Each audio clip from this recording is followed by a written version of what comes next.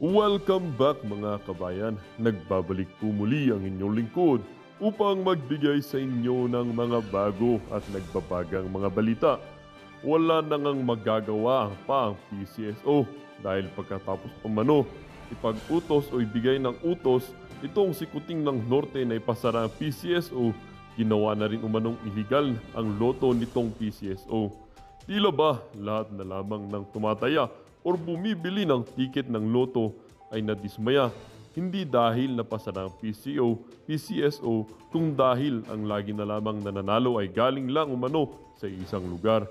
Yaong napag-alaman na nadodoktor pala ang resulta sa larong ito ay tila ba hindi na lamang maiwasan ng taong bayan na tumatay at umaasa na manalo sa loto ay nanggalaiti dahil na lamang sa isyong ito.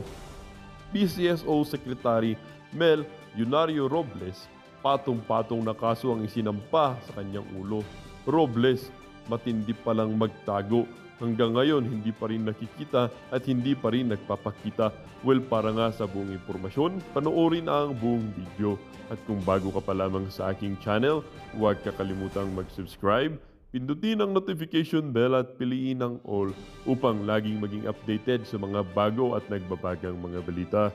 At sa mga solid viewers natin dyan, maraming salamat po sa patuloy na pagtangkilik sa ating channel.